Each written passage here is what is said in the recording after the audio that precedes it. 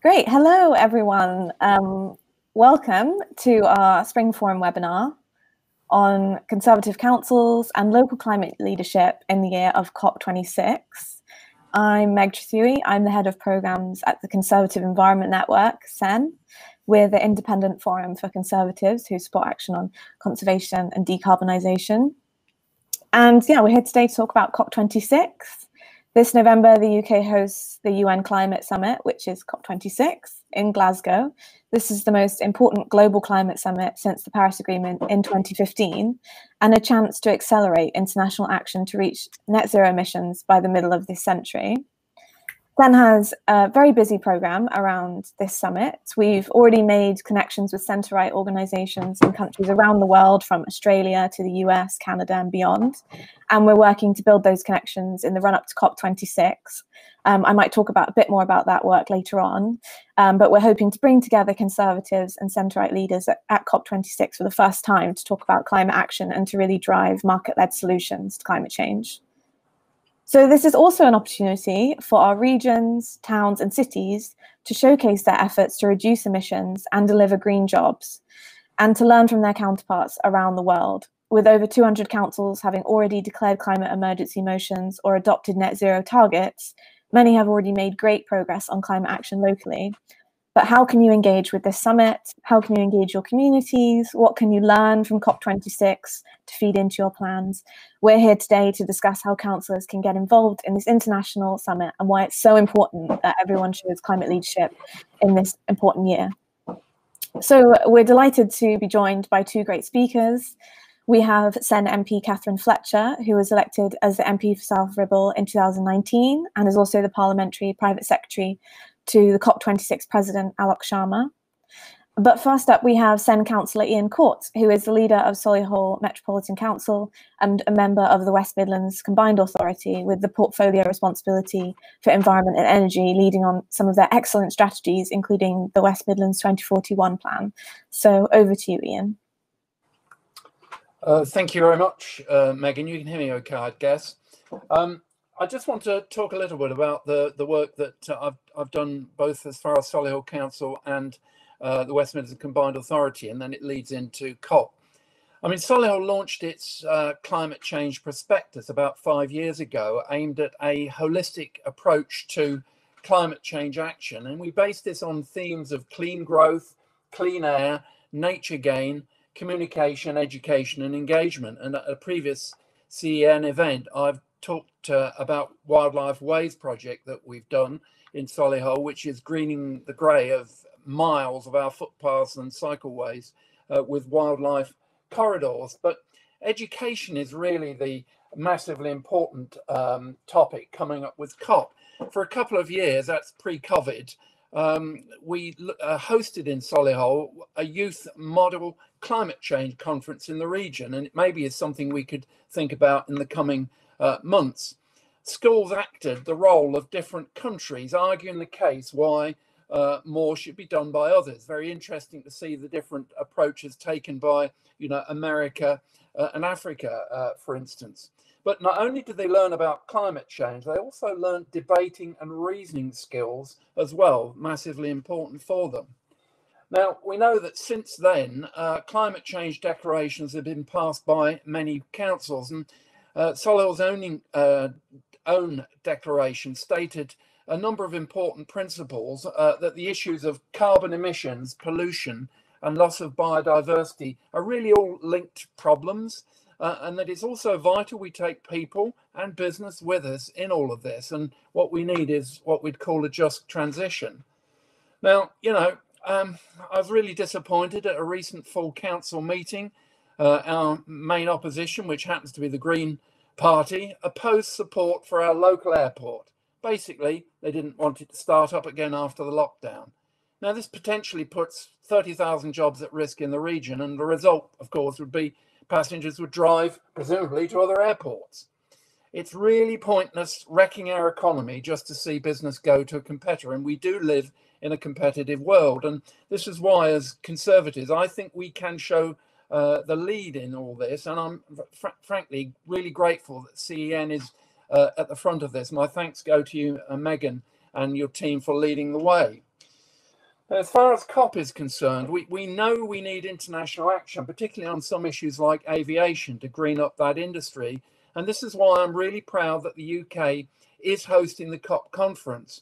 I mean, the UK may only be 1% in terms of carbon emissions, but our leadership role is really vast.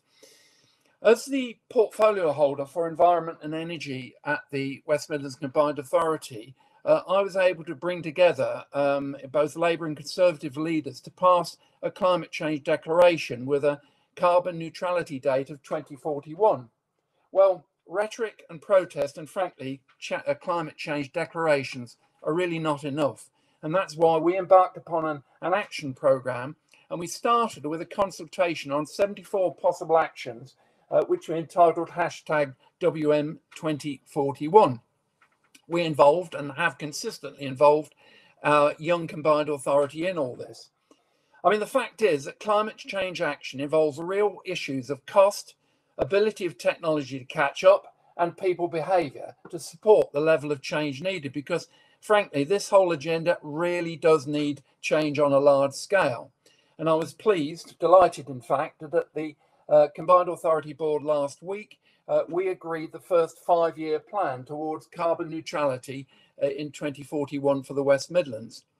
Now, I'll tell you though that the task is tough. I mean, you can pluck a date out of the air, but you know, it's another matter of living to it. And 2041 is the date we chose, and that is still tough.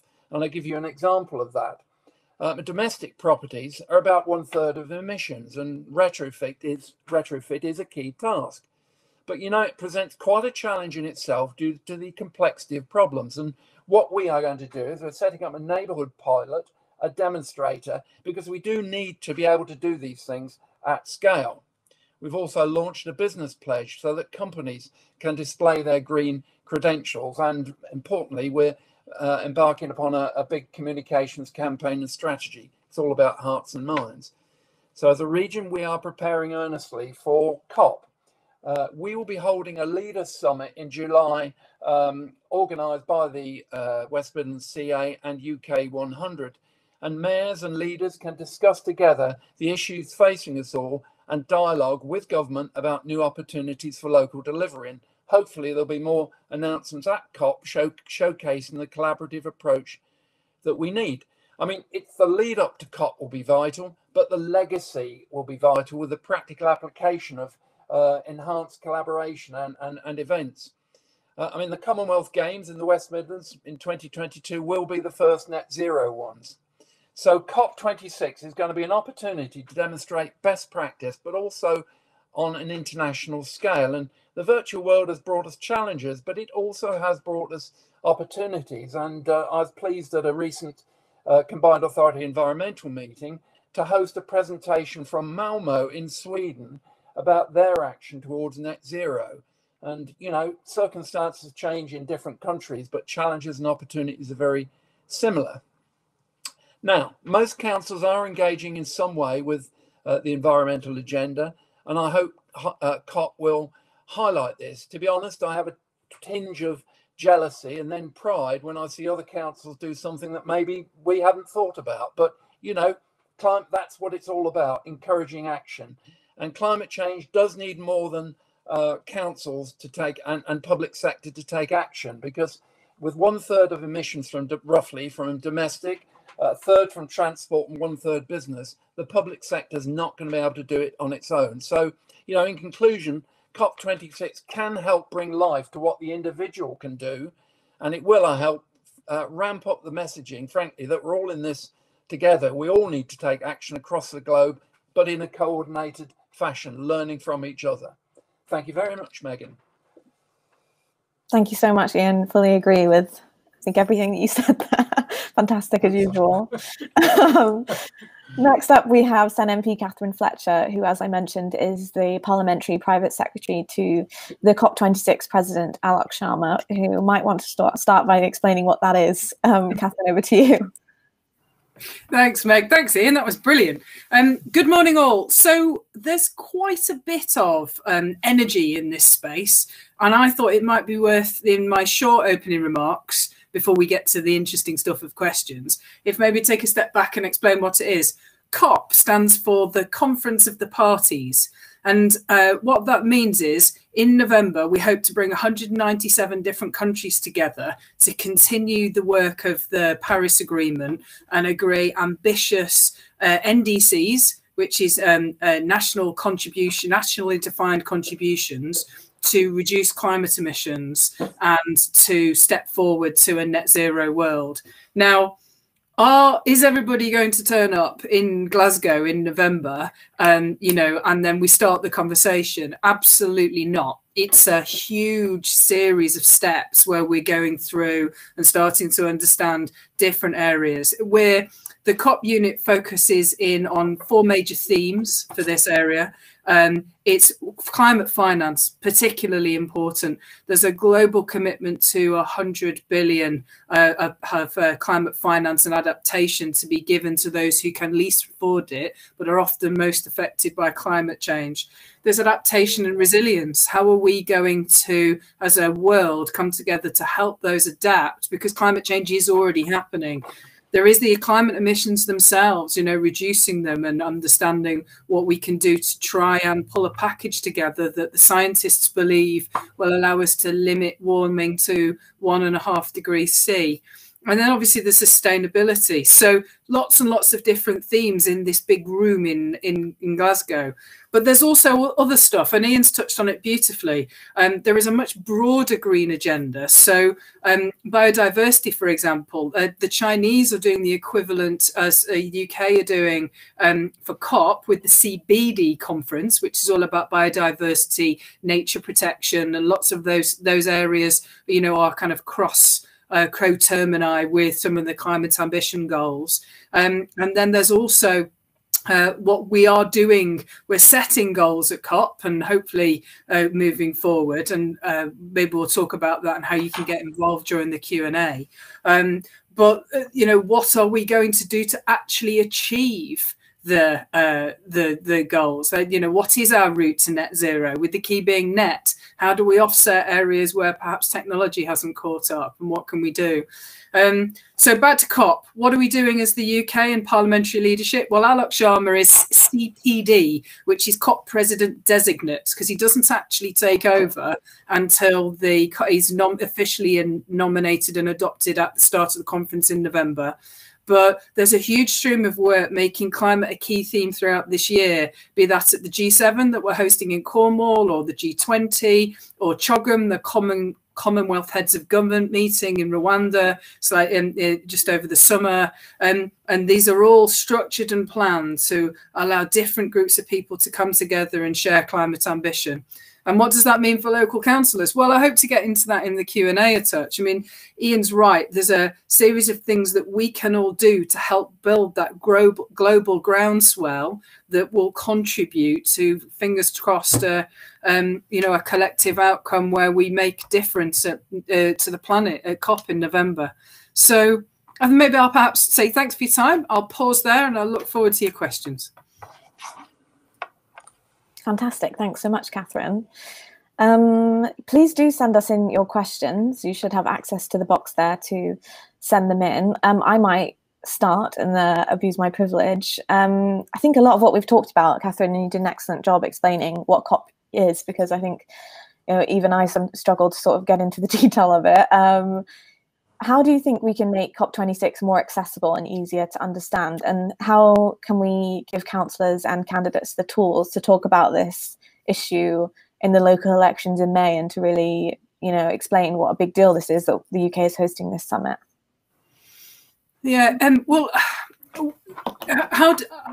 I'll come at that from a slightly different perspective, because ultimately it's got to be about with our communities and engaging our communities. You know, we can go on broadcast mode and we can do a slightly more sophisticated version of what I did in my opening remarks. You know, we can put the press release out from the G7, we can put the press release out from CHOGM. But what I'd love to see us do is actually making that a dialogue and starting to discuss the choices that we're going to have to make to drive this change forward. I can see a comment that's coming in the questions. You know, we've been talking about it for years and it's getting worse, not better. Now, I'm not sure that's true, but I think I think there has been a real sea change in acceptance. I mean, Ian, in his opening remarks, and you mentioned, over 200 councils declaring the net zero targets or a climate emergency. There is a mainstream recognition of this that perhaps wasn't many years ago. But what can we do? Well, Ian's touched on it. Could we host virtual COPs? I mean, it's not finalised yet, but there's certainly been materials coming out from the COP unit, and it's worth keeping an eye on both their Twitter feed, COP26, our Twitter feed, but also the website, which has already got explaining materials within it. But could you host a virtual summit with schools where one person is wearing the hat of Rwanda, and one person is wearing the hat of Colombia, and one person is wearing the hat of China, and starting to talk about how all of those 197 parts are going to have to add up to a jigsaw that works together? And like Ian said, benefit to the kids for different skills as well as understanding climate. But why should that only be the kids? Could you host a virtual COP summit amongst your local WI or the local Green Group? It's certainly something that I'm going to look to do within the parliamentary world after the elections.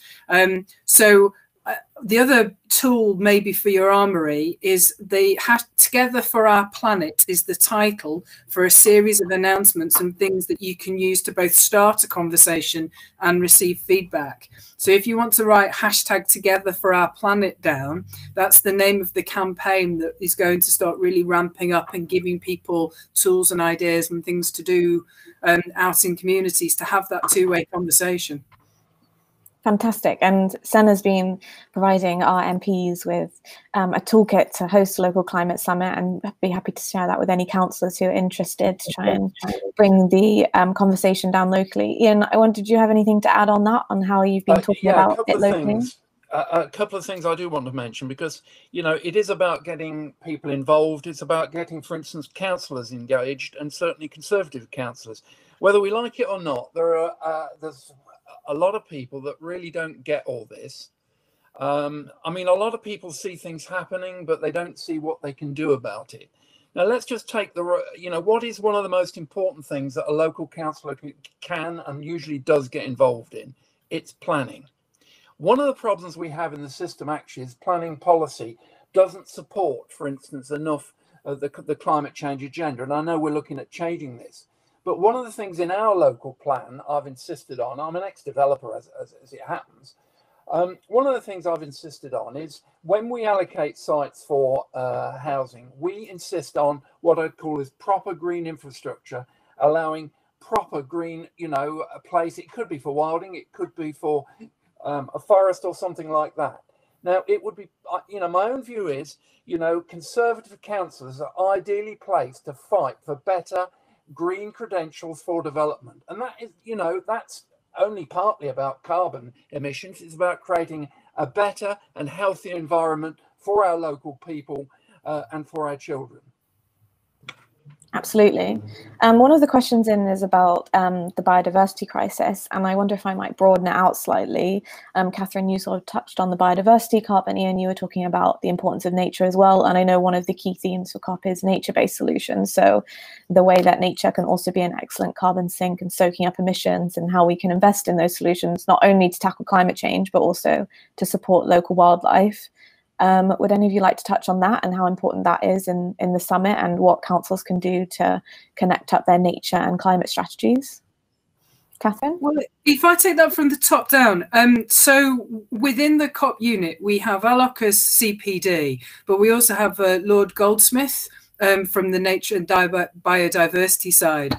And interestingly, in government, we're setting it up for what's going to be needed to actually produce the solutions. So he sits within, he has ministerial roles both within the COP unit, within FCDO and within DEFRA, to start to tie all these ideas together, because we're genuinely world leading in the UK at the moment. We've got we were the first country to put the net zero target into law. We're now working through what those plans mean. We're being really ambitious with our NDC, our contribution to reduce our climate emissions. And a lot, as you've referred to, some of the sinks that allow for us to remove carbon from the atmosphere also have the fabulous side of improving biodiversity. And this is probably the point where I should cough to the fact that I've got a biology degree and actually have worked out in Africa in the kind of natural world and environment. And habitat loss is what, as David Attenborough is absolutely correct, the loss of space for wildlife to exist is having a huge knock-on in lots of different ways. And what we can do to reinstate that habitat.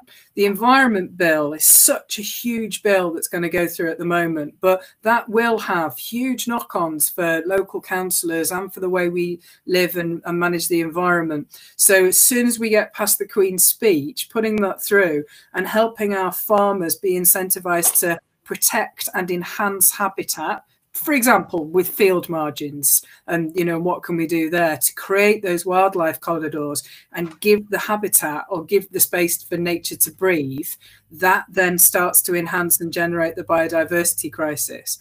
And then I think there are some really interesting conversations to be had moving forward. I'm going to use the word trophic pyramids.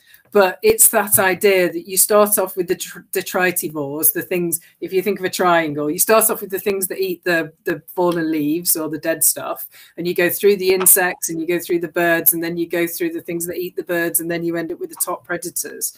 In the UK at the moment, our biodiversity is challenged because we've lost a lot of the top of that trophic pyramid. If you go back to the Ice Age, we had bears, we had giant elk. They're all extinct now, and I would be really interested to start having that conversation to say, what are we going to do to try and restore nature's whole triangle, whilst making sure that there's space for people and businesses? Because as Ian's alluded to, we can't do it at the expense or shipping our problems overseas. We have to do it within the modern world and the modern environment. So biodiversity that generates positive carbon reduction, that creates habitat and allows nature to both thrive and bounce back is the holy grail. And there's legislation that starts to address that. Absolutely. Yeah. The environment will be really impactful. Yeah. Ian, did you want to touch on some specific examples of what councils do? A few points would be great, and I think Catherine has explained some of the points very well. I mean, this needs action both at government level, as is happening through the environmental bill, and indeed things like nature recovery plans, to make sure that not only do councils, plan how they're going to act on this, but also how they collaborate with others to do so.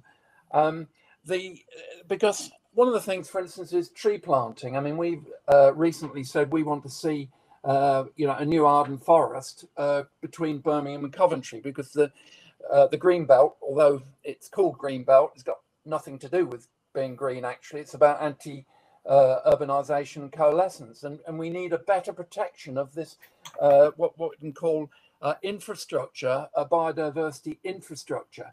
So, and that can be done both by government, setting the strategic plan, but also by local authorities locally taking action.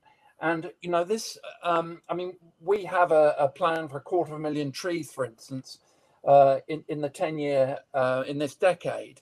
Well, we're on course this year and we're on course next year, but we'll be needing other landowners to come forward to help with this. And it actually isn't just trees that are needed for biodiversity. You actually need grasslands, hedgerows, massively important. And hedgerows, going back to the planning system, developers don't really like putting hedges because they're a bit tricky. And a simple hedge isn't good enough. Often you want a sort of bigger, wilder hedge. So there's action on a range of things that is needed. And I think what's good about the action, the environmental bill and the action that's being taken, we're beginning to focus on these things and make sure that it matters. And I mean, Catherine mentioned a word a minute ago, groundswell, and I think how important is that? We need that groundswell of opinion and interest to make these things happen at a local level, and also getting businesses, for instance, to get on board. It can be good for business, to be seen to be supporting environment. Absolutely, and that perfectly leads into our next question, actually, Ian. We've had a question about businesses and how they can contribute to COP. The question says the recent rhetoric from major private sector players has been really welcome, but what steps can central and local government put in place to ensure that rhetoric is turned into practice? And I know there's a lot of effort from another Sen MP to sign up more business champions to the race to net zero. Catherine, did you want to touch on some of that work? Yeah, let me do that briefly. So Andrew Griffith is the UK's net zero champion. Excuse me, sat within the business bays department, and he's running a campaign called Race to Zero with some significant success. I mean, every time I see him, he looks tired, but he's working really hard.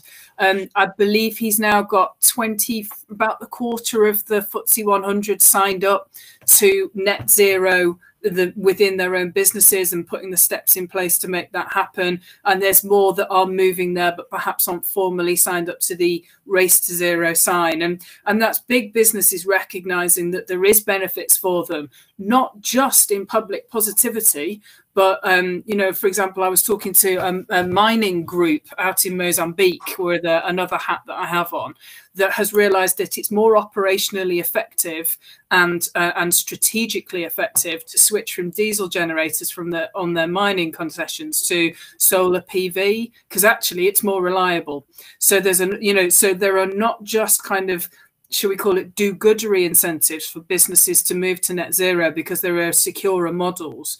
And what may be more pertinent to this group as well is within Andrew's portfolio, he's looking at a smaller business campaign of net zero, with plans to launch at some point in the summer, where businesses will be able to go and see what they can do to decarbonise and sign up, advertise that, you know, almost like an eat out to help out in the window.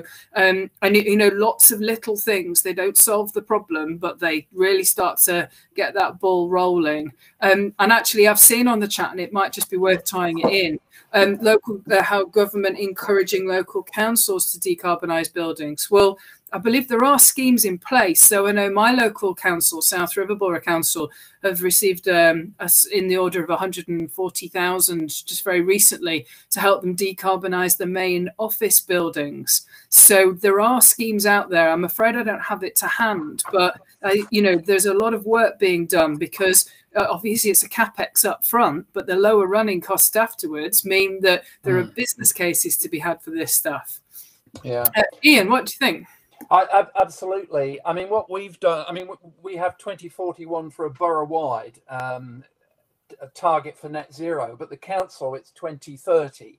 I think we're well on target for that. And on the buildings front, I mean, what we've positively done is put money into it. I mean, you know, economic development is my creed, but it's sustainable economic development, which means we can put money back into things like decarbonising buildings and street lighting. I mean, I think we're net zero on that now, and vehicles. One of the things is that the role of good planning in all this. I don't mean town and country planning, I mean business planning. We sometimes sort of introduce something and then business has to follow up. My own approach is, as ex-business person, is to say, you know, we need to tell people, look, this is what you've got time. You've got 3 years to carry out a certain task. And one of those, I mean, let me give you an example of EV charging points, which I don't think we've mentioned yet. I mean, every business needs to, with parking, it ought to be have an EV charging point now. Every home, new home, should have an EV charging point. And, you know, we should say within a period of time, this must happen. So as far as councils, we're doing that certainly in starting in our car parks. There are funds available. I think I'm a firm believer of saying, you know, we need to do it, and then we'll find the money to do it with, rather than the other way around sometimes, of saying, well, I haven't got the money, therefore I can't do. We need a can-do philosophy rather than, you know, look for excuses why not.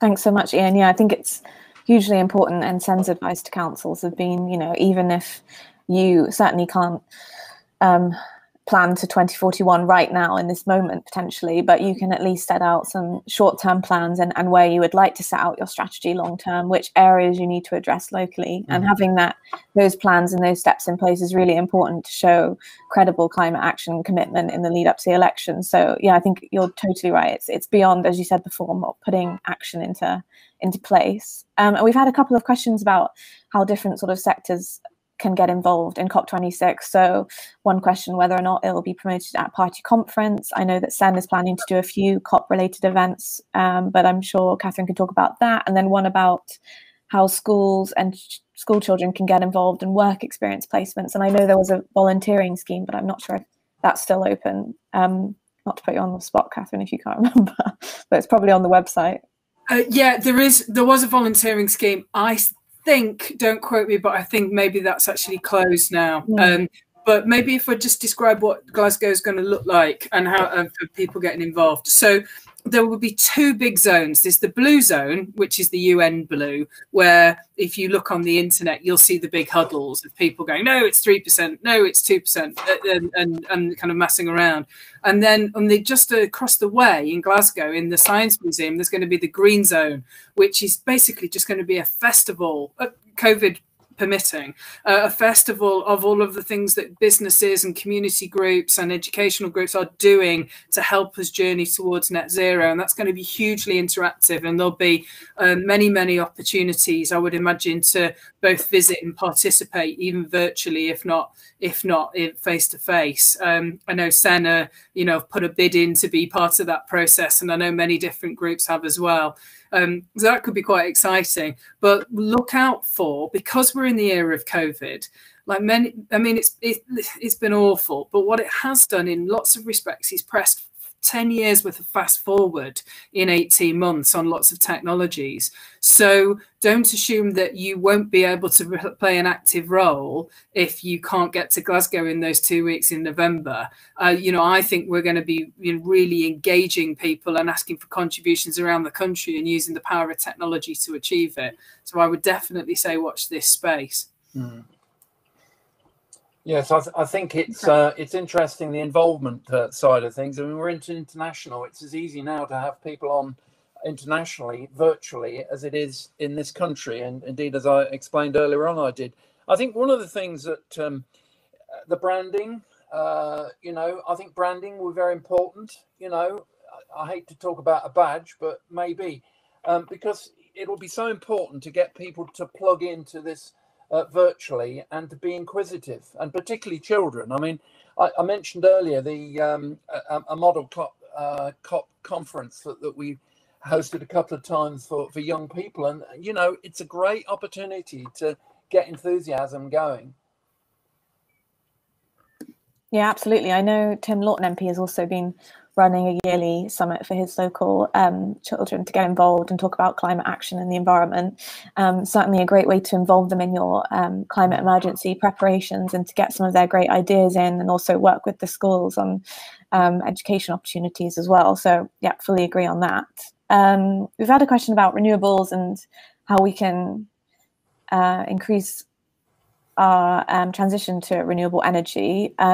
Ian, I wonder did you want to talk about anything that's happening in your plans on that? Yeah, there's a couple of aspects. I mean, in actual fact, one of the things I think we need to look at hard on energy is actually decentralizing the whole decision-making process, because at the moment it is nationally run. So, locally we have a lot of plans. I mean, we have JLR plant, for instance, big motor industry, importance in the West Midlands, but the planning of the infrastructure needed for energy at the moment is centralized, and we need more locally, which will help us more with encouraging things like green energy. I mean, there is a challenge to bringing in lots of renewable sources, no doubt about it. And if this will be incremental, it needs to be done, at scale. I mean, I think one of the things we have to do, though, is actually reduce the wastage of energy. I mean, a third of carbon emissions comes from housing, from residential, so that the retrofitting thing is a really big challenge. I mean, part of it, solar panels will come into it, but not everybody really wants them, and nor are they appropriate. So local energy production, it will be very important, and really this what we call the circular economy, making sure we don't waste resource. I mean, it's easy to talk about the importance of recycling, but really in the first place, we should stop using plastics as another example. The amount of wasted plastics and even food waste is enormous, and we have to look at it from that angle as well. Yeah, I did tell you what I'd add to that. So, as a card-carrying nerd, I'm a member of the Science and Technology Select Committee, and our current inquiry is on hydrogen. And what's really becoming apparent about that when we go through is there is no silver bullet to any of this decarbonisation. You know, Ian in his opening remarks was spot on. You know, you've got roughly a third in the home, a third in transport, and a third in business. And you know, there is a very lively debate engaging at what point you decarbonise via hydrogen, what point you decarbonise via batteries, you know, within the transport model, at what point you decarbonise via electrification of home, or do you put hydrogen into the home, or do you do lots of different things? You know, and I think what we need to be is very British, very creative, and very willing to understand that where there is one solution now, there might be 5 solutions in the future, based on who's got lots of wind, who's got lots of water, you know, you know, where are you here?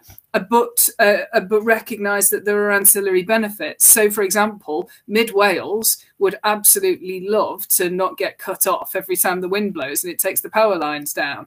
You know, there are lots. You know, whereas the northwest of England, dare I say, the hair shows it, has got quite a lot of wind and quite a lot of water. You know, and what can we do to what solution that would work for us? Would that work in, I don't know, the Wealds of Kent? I'm not sure. So I think it's an ongoing and active conversation, but anyone that's interested in nerding, I do recommend having a look at the Science and Technology Select Committee feed, because it really does bring you into that kind of ground zero of where we are going to achieve our NDCs.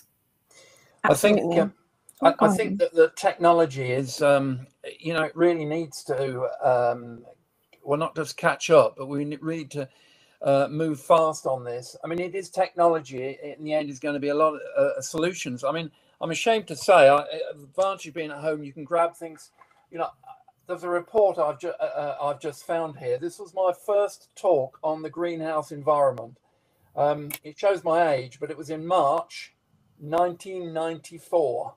And, you know, after all this time, we're still working at some of these things. And, you know, hydrogen is a great example. I think hydrogen's still being made the way I made it in chemistry laboratory. Yeah, it's still grey. Yeah. We haven't got there, and yet hydrogen, for certainly bigger vehicles, because bigger vehicles are quite difficult to do by electric. I mean, there's great electric buses. But, you know, hydrogen does provide an answer, and we need a lot of investment in it. Absolutely. I know lots of Sen MPs contributing to the debate, and particularly promoting green hydrogen, given we've got the world's largest electrolyser up in Sheffield, which is fantastic. As I mentioned at the beginning, I thought I might just talk a little bit about Sen's plans at COP and then come to you guys for your concluding remarks. I think Sen has really expanded our international programme this year. We really want to promote conservative leadership on the environment and climate change. We want to provide a space, a platform for the conservative movement to come together for the first time to talk about climate action and market-based solutions. My colleague John has been leading this fantastic work. We are working on a conservative climate action pledge, working with international partners to pull together the world's first pledge for conservative legislators and organisations to demonstrate their significant support for this. We have been hosting regular roundtables with international partners and hope to host some of these publicly soon with some of our new international friends, including in Australia. We, as I mentioned, have been promoting local climate summits with our template, and welcome any councillor to get in touch with me about that. Happy to share. And of course, also we're looking to host events at COP26. So do get in touch if any of that is of interest. You can find out more on our website, sen.uk.com. And I think I might just close with a final question to you both. I mean, as I said, we're trying to highlight conservative leadership. How important do you think it is for Conservatives to really show leadership at COP26, and particularly for UK Conservatives who have a fantastic record on climate change? You know, we know we need to do more, but we do have a really strong record that we can call on. How important do you think it is for UK Conservatives to show leadership and bring other international Conservatives and centre-right leaders with us at COP26? Ian, I might come to you first if that's not putting you on the spot. Yeah, don't mind. People are always putting me on the spot. Look, Conservatives are there on this agenda. And I think one of the things I stress all the time is that this whole agenda is not just about carbon emissions. It's not about hair shirts. It's about a better environment for ourselves and for our children. And one of the reasons why, you know, I'm so keen on this subject as a Conservative is it engages with the young, which is so important for our party, but it also engages with all sectors of the people. I mean, many people say, well, I might not believe in this, but I say, well, do you believe in parks? Do you believe in having great parks and wildlife and flowers? I mean, one of the things that has been wonderful in the pandemic is seeing all the flowers come out. I mean, the daffodils, weren't they a tonic to everybody? That's all about environment, and that's what we need to protect. So, you know, Conservatives do this because of the fundamental belief in the needs of the environment, rather than, frankly, playing politics, which sadly is what the Green Party are doing. Catherine? Yeah, Ian's right. I think we should be really proud of the Conservative record in the environment. Genuinely, I mean, it was a big part of my reason for joining choosing to join the Conservatives in 2013. You know, these are my values. These are our values, and we shouldn't be shy of screaming it from the rooftop. So there's part of the green movement that, as Ian's referred to, they want to stop progress. They want to turn the clock off. You know, you shouldn't fly. Well, you know, that's not where the British people are. But if you say to the British people, well, actually, we want to help you fly, but in a way that's less damaging for the planet. And by the way, the technological solutions that we'll have to put in place to achieve that, this Conservative government is going to invest to make sure that it's your children and grandchildren who get those jobs and are trained in those skills and have the opportunity to build a life for them and their family. That is a fundamentally Conservative pitch, which achieves the whole thing. So I would say go fly the flag and shout it loud and proud. Well said. Absolutely. And I hope that all of the councillors and the council candidates listening will be brave and don't be afraid to be an eco-Tory, to shout about our excellent record, to have bold visions locally about what you would like to do and how you would like to deliver that for your residents, and to do everything that you can to just take on the Greens, which, you know, we have a great record, we know we can do more, and I think that's a fantastic message to end on. Thank you so much for joining us. Thank you to our fantastic speakers. Please do get in touch if any of this, you know, is of interest, or if you would like to learn more. As Catherine said, there's lots coming out in the pipeline soon, so you can keep in touch on the website there. And yes, thanks so much for joining us. Enjoy the rest of Spring Forum.